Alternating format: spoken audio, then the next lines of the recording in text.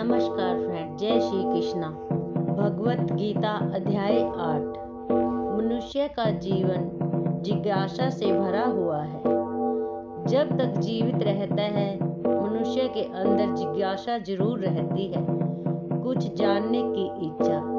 इसलिए बालक जैसे ही उत्पन्न होता है बोल नहीं सकता, लेकिन देखता है, होश संभालता है तो उसकी जिज्ञासा बढ़ती जाती है। जब बोलने लग जाता है तो हर चीज़ के लिए यह क्या है, क्यों है, कैसे है, किस लिए है, सभी तरह के क्वेश्चन करता है। और वही क्वेश्चन ही उसके ज्ञान की अभिवृद्धि करते हैं। जानने के द्वार कभी बंद मत होने दीजिए। गीता का यह 8वां अध्याय अर्जुन के प्रश्नों से प्रारंभ हुआ और जिज्ञासा जितने सुंदर ढंग से अर्जुन ने प्रस्तुत की, पता लगता है कि अर्जुन जैसा जिज्ञासु होना भी परम सौभाग्य की बात है। भगवान श्री कृष्ण ने अर्जुन से पूछा, ब्रह्मा क्या है और अध्यात्म किसे कहते हैं? कर्म क्या है? हे पुरुषोत्तम, कर्म के संबंध में भी बताएं। अधिभूत किसे कहते हैं और आदिदेव किसे कहा जाएगा? अधियज्ञ किसे कहा गया है? और इस संसार में मृत्यु के समय आप किस से जाने जाते हैं? कौन आपको जान पाता है?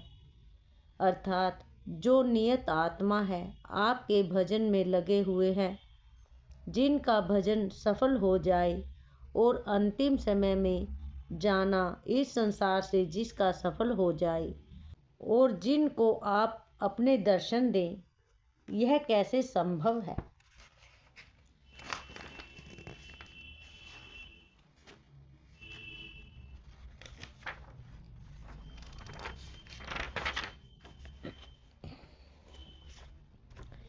यह 7 प्रश्न हैं, लेकिन सातों ही प्रश्न बड़े ही महत्वपूर्ण हैं, जीवन के लिए उपयोगी हैं। पहला प्रश्न, ब्रह्मा क्या है? जिज्ञासा का आरंभ अगर मनुष्य के लिए कुछ हो सकता है तो सबसे पहले परब्रह्मा के प्रति ही जिज्ञासा कीजिए। मनुष्य आंखें खोलता है तो संसार को देखता है, संसार के संबंधों में जानकारी लेता है, लेकिन ऐसे बहुत कम लोग हैं। संसार के पीछे संसार का मालिक कैसा, कहाँ और किस तरह है? अर्जुन ने सबसे पहले जो प्रश्न उठाया वह यह है कि ब्रह्मा क्या है। भगवान कृष्ण ने इसका उत्तर दिया, अक्षर ही परम ब्रह्मा है। स्वभाव को अध्यात्म कहते हैं और सृष्टि के नवीन अक्षर ही परम ब्रह्मा है। लेकिन जहाँ जहाँ दर्शन शास्त्र आप देखेंगे तो दर्शन शास्त्र सारे के सारे ही सूत्र हैं। सूत्र को आप दूसरी भाषा में कह सकते हैं फार्मूला। छोटे से शब्द में बहुत बड़ी बात को कहना। विज्ञान में जो फार्मूला बनाया जाता है, जिस तरह से उसको लिखा जाता है तो लिखने में बहुत छोटा सा लगता है। जब उसका विस्तार करते हैं तो बहुत बड़ा रूप दिखाई देता है। उपनिषद जितने भी हैं वह सूत्र नहीं, वहाँ व्याख्याएं हैं। जितने भी सूत्र हैं वह बीज की तरह है। अब बीज में पूरा वृक्ष छिपा हुआ है। जैसे दर्शन शास्त्र में एक प्रश्न है और प्रश्न यह कि भगवान ने दुनिया क्यों बनाई। दर्शन शास्त्र ने इसका उत्तर दिया, जीवों के कर्म भोग भोगने के लिए, संसार के कर्म बंधन से मुक्त होकर मोक्ष की प्राप्ति के लिए परमात्मा ने यह सृष्टि की रचना की। जीवों के कर्म भोग भोगने के लिए, संसार के कर्म बंधन से मुक्त होकर मोक्ष की प्राप्ति के लिए परमात्मा ने इस सृष्टि की रचना की। भोग और अपवर्ग भोग भोगने के लिए और मुक्ति पाने के लिए संसार की रचना हुई। व्याख्या की जाए तो व्याख्या से ही यह समझ में आएगा, क्योंकि कई दिनों तक व्याख्या करने से सूत्र को पूरे रूप से स्पष्ट किया जा सकता है। यहाँ अर्जुन ने जितने भी प्रश्न किए हैं वह सूत्रों की भाषा में ही हैं। और बिल्कुल ऐसा समझिए आप कि सूत्र इस तरह से होते हैं कि जैसे किसी खान से बहुत सारा कोयला पत्थर न जाने क्या क्या निकले, लेकिन बीच में कुछ हीरे निकल आए और हीरों को भी तराश करके सुंदर चमक देकर उनकी गुणवत्ता को कायम करके सामने रख दिया जाए तो वह जैसे होते हैं आप उसको सूत्र कह सकते हैं। बहुत ही मार्मिक सूत्रों में एक विशेषता होती है कि जिसकी एक मात्रा या एक अक्षर भी कम कर दिया जाए तो उसकी महत्ता ही समाप्त हो जाती है। वैसे तो निबंध जैसी एक विद्या थी हमारे देश में निबंध लिखने की। निबंध में एक व्यवस्था थी कि अगर एक पंक्ति भी बीच में से हटा दी गई तो सारा निबंध ही लड़खड़ा जाएगा। एक दूसरे से बंधे हुए पूरे अक्षर, कुछ भी फालतू नहीं, कुछ भी तराशने लायक नहीं है। यहाँ प्रश्न ही ऐसे हैं और उत्तर भी वैसे ही हैं। उनके पास शब्दों की कमी नहीं थी। वह जानते थे कि बीज जितना छोटा हो, क्योंकि परमात्मा यह रोज चमत्कार करता है, पूरे वृक्ष को समेट कर एक बीज में रख देता है। हमारी जिज्ञासाएं जब भी उठें, छोटे रूप में लेकिन बहुत बड़ी, पर जैसे प्रश्न वैसे ही उत्तर भी दिए गए। पूछा गया ब्रह्मा क्या है? उत्तर दिया गया परब्रह्मा वह तत्व है जो अक्षर है। उत्तर इतना ही है। समझा जाए तो ऐसे क्षर अर्थात जो नष्ट होता है, अक्षर वह जो कभी नष्ट नहीं होता, अर्थात जो सदा से है, सदा रहेगा, जिसमें सब है। क्योंकि ब्रह्मा का अर्थ भी विस्तृत होता है, विराट होता है, जो सबसे बड़ा है, सबसे विस्तृत है, लेकिन इतना सूक्ष्म हमारी इंद्रियां जिसे पकड़ न पाए। जो भी पदार्थ दिखाई दे रहे हैं सब नष्ट होने वाले हैं, लेकिन वह अगोचर जिस पर हमारी इंद्रियां नहीं जा सकती, आंखें देख नहीं सकती, कान उसे सुन नहीं सकते, जीभ उसका स्वाद नहीं चख सकती। यद्यपि उपनिषदों ने कहा परमात्मा एक रस है, एक अनुभूति है, वह लेकिन एक ऐसा रस जिसको जीभ से आप नहीं चख सकते, लेकिन वह रस अगर जीवन में आ जाए तो आपके कृत्य सारे ही रसपूर्ण हो जाएंगे। आपके समस्त कार्यों में सरसता दिखाई देगी। किसी का बोलना, किसी का लिखना, किसी की संरचना, किसी के संसार के महान कार्य जो सबको ही भा रहे हैं और अपनी तरफ खींच रहे हैं। समझ लेना कि उनके जीवन में यह रसधारा आ गई है जो परब्रह्मा में बहती है। परब्रह्मा एक है जो अनंत है, उसका एक छोटा सा कण कृपा के रूप में उन्हें मिल गया, जिनके कार्यों में एक रस दिखाई देता है। महान पुरुषों की रचनाएं, उनका सृजन सभी बड़ा महत्वपूर्ण होता है। उनका कहना, बोलना, उठना, बैठना, चलना, उनके कृत्य, उनके सृजन सारे ही रसपूर्ण हो गए, क्योंकि परमात्मा से जुड़े। परमात्मा रस है, लेकिन जीभ से चखा नहीं जा सकता। जिसे कहा बिन पाँव के चलता है वह, बिना कानों के सुनता है वह। गोस्वामी जी ने जिस तरह से भाव कहा उसका मतलब यही है। बिना वाणी के वह बहुत बोलता है, लेकिन सुनेगा कैसे? बिन वाणी बड़ जोगी, बिन वाणी का वक्ता है वह, बिना हाथों के अनेक प्रकार के कर्म करता है, वही अक्षर परब्रह्मा है। उसके हाथ नहीं है, पाँव नहीं है, शरीर नहीं है। जिसे कहा गया है नस नाड़ियों से रहित शुद्ध है, वह जो सर्वत्र है, लेकिन उसका बनाया हुआ संसार परिवर्तित होता है, लेकिन वह परिवर्तन में नहीं आता, वही अक्षर है। अर्जुन ने पूछा ब्रह्मा किसे कहा गया? भगवान ने कहा जो नष्ट नहीं होता, जो परब्रह्मा है, सदा से है, सदा था, सदा रहेगा। यह समस्त उसकी संरचना है। इस पर अगर विचार करें तो यह अलग से हमारा सबका समय चाहता है, क्योंकि इतने से समझने में उस तत्व को समझाया नहीं जा सकता। इसलिए उपनिषदकारों ने अधिकांश रूप से उस परब्रह्मा की तरफ जब व्याख्या करने की कोशिश की तो तत् कहकर पुकारा। भगवान कृष्ण ने जब विराट दर्शन कराया था, सच में इतना विराट है परमात्मा का स्वरूप। हमारी गिनती बहुत छोटी सी है, हम क्या गिनती कर लेंगे। 1 इकाई, 10 दहाई, फिर सैकड़ा, फिर हजार, फिर लाख, लाख के आगे आप करोड़ पर आ जाएंगे। करोड़ के बाद आप 100 करोड़ मिलाकर जिस संख्या को मानते हैं उसे आप अरब कहेंगे। 100 अरब मिलाकर के जिस भी व्याख्या से आप कहेंगे उसे खरब कहेंगे। फिर खरब भी 100 मिलाए, शंख है, नील है, फिर पद्म है। यह हमारी संख्याएं हैं। 100 आगे जोड़ते चले जाएं। बस यहाँ जा कर के हम लोग रुक गए। दूसरे लोगों ने भी इसी तरह का हिसाब किया, कहीं मिलियन कहा, कहीं बिलियन कहा, और थोड़ा सा आगे चले जाते हैं ट्रिलियन। आगे की संख्या थोड़ी बहुत व्यक्ति बोल पाता है, बाकी फिर शांत। गणना हमारी विचित्र है। इकाई से हमने शुरू किया, लेकिन शुरुआत शून्य जीरो से आगे करोगे, और जीरो के नीचे भी इतनी संख्या है।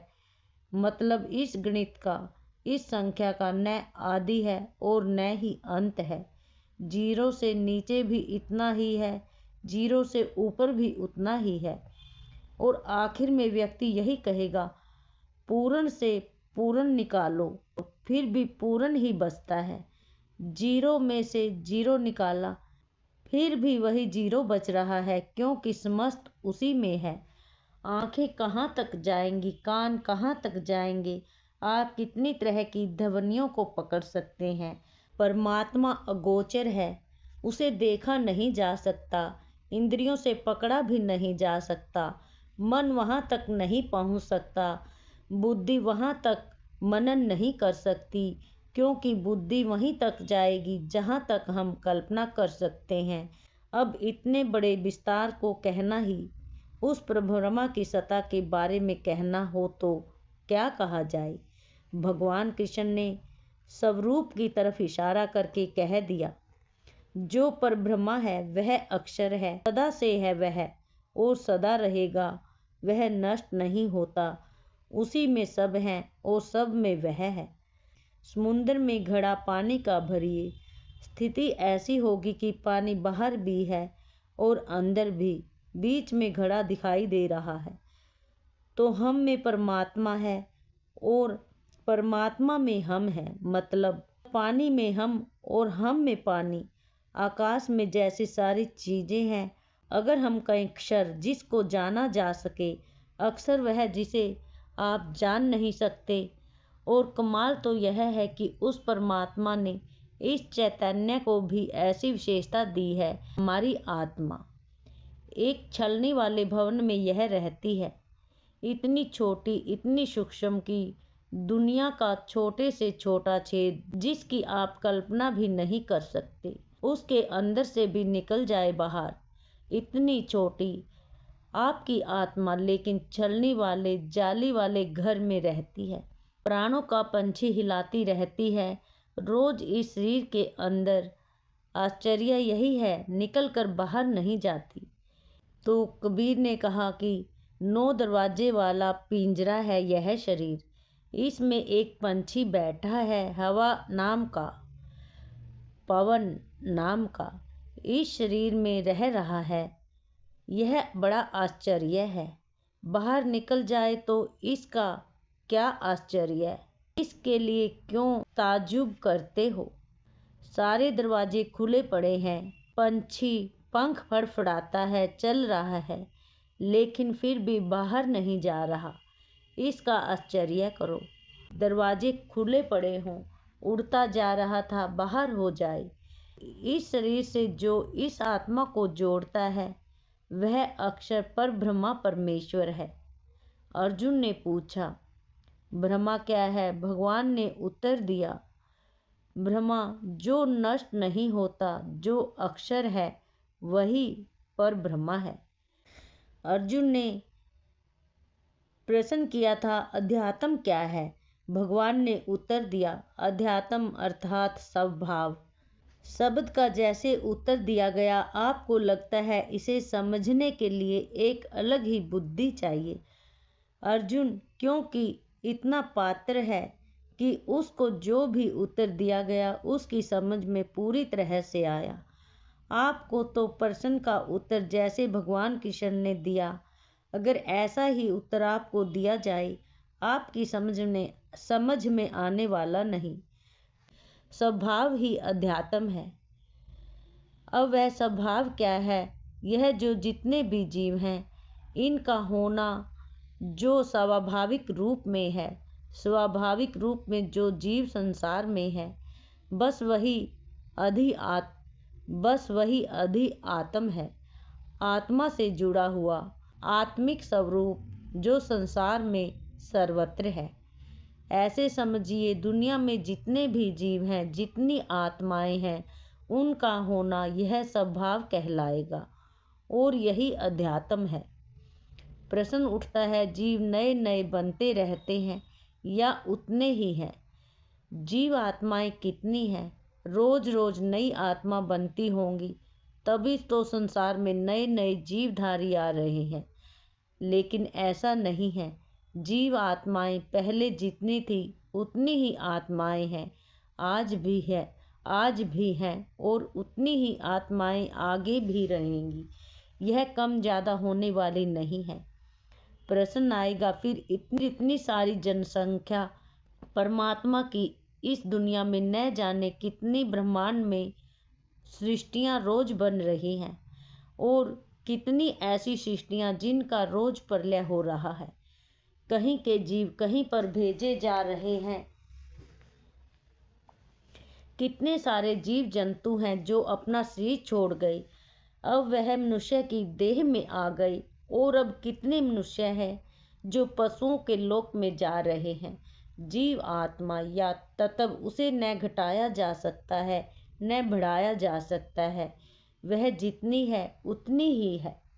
अब अध्यात्म को उन्नति का मतलब माना जाएगा। हालांकि यहाँ पर यह परिभाषा कुछ अलग है गीता की। जैसे दर्शनों में धर्म शब्द का प्रयोग होता है, उपनिषद में धर्म अलग है, नीतियों में धर्म शब्द का अलग प्रयोग है और आयुर्वेद शास्त्र में धर्म शब्द का अलग प्रयोग है। आयुर्वेद के अनुसार किसी चीज़ में क्या गुण है उसको धर्म कह दिया जाएगा। जो लोग आध्यात्मिक उन्नति करना चाहते हैं, भक्ति का, शास्त्र का ज्ञान लेना चाहते हैं, उन लोगों को इस गहराई में उतरना चाहिए। यद्यपि यह एक ऐसा विषय है कि अगर हम इसकी व्याख्या और अधिक गहराई में जाकर करें तो यह आपको समझ में आएगा, लेकिन थोड़ी मुश्किल यह जरूर पड़ेगी कि इतनी गहराई में जाते जाते आप लोग थोड़े थोड़े हिलने लग जाएंगे। पर कभी कभी डुबकी तो लगानी चाहिए। कुछ विषय ऐसे होते हैं जिनको जानने के लिए थोड़ा बारीक मस्तिष्क चाहिए, तीव्र मस्तिष्क चाहिए, या फिर यह करना होता है कि जिसने समझाना है वह तरीका ढूंढे कि कैसे आसानी से आपको भोजन पचा दिया जाए, आपको पका पकाया स्वादिष्ट बनाकर सुपाच्य बनाकर दिया जाए कि आसानी से पच जाए। गीता के 8वें अध्याय पर हम लोग चिंतन कर रहे हैं। अर्जुन ने भगवान कृष्ण से यह प्रश्न किया, ब्रह्मा क्या है? अध्यात्म किसे कहते हैं? हे पुरुषोत्तम, कर्म किसे कहा गया? अधिभूत संसार में किसे कहा गया? और आदिदेव किसे पुकारा जाता है? हे मधुसूदन, इस देह में, शरीर में अधियज्ञ क्या है? संसार से इस शरीर को छोड़ते समय साधना करने वाले लोगों के लिए आप कैसे जाने जाते हैं, इसको भी आप कृपा बताएं। भगवान कृष्ण ने उत्तर दिया, अर्थात अक्षर जो अविनाशी है वही तत्व पर ब्रह्म परमेश्वर है। आत्मा जो स्वयं से है वही अध्यात्म है। जो सृष्टि के प्रारंभ में है, महासर्ग के प्रारंभ में जीवों को जो कर्म से जोड़ा गया, अर्थात शरीर दिए गए और वह संसार में कर्मरत हुए, इसी को कर्म कहा गया।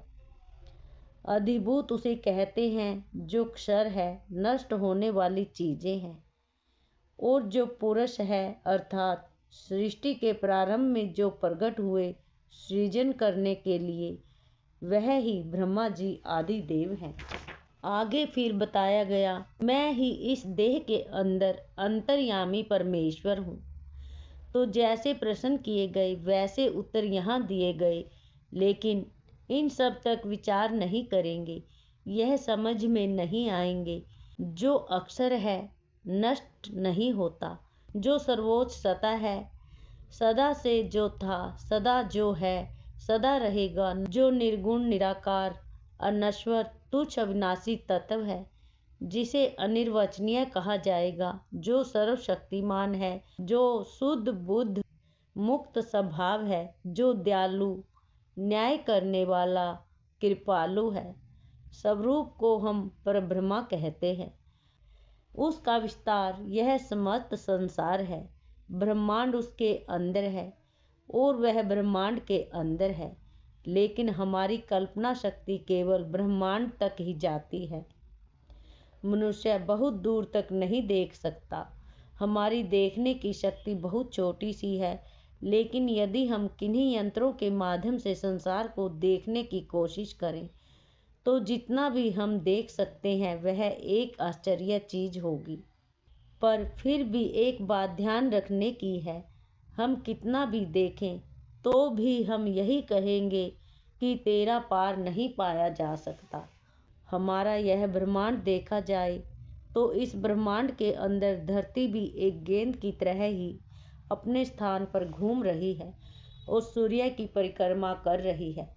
आप सोचिए कितनी तीव्र गति है इसकी। लेकिन जिस धरती पर हम बैठे हुए हैं, यह अगर 60,000 प्रति किलोमीटर घंटा की गति से दौड़ रही है तो क्या हमें ऐसा एहसास होता है कि धरती हिल रही है? यही तो उसका सबसे बड़ा चमत्कार है। पानी का गिलास भी आपने रखा हुआ है, गिलास का पानी भी हिलता हुआ नजर नहीं आता। तभी आश्चर्य होता है कि क्या हवाई जहाज चल रहा है। व्यक्ति सोचने लगता है कि मनुष्य का बनाया हुआ यह यान, इसमें कहीं किसी प्रकार का प्रकंपन नहीं है।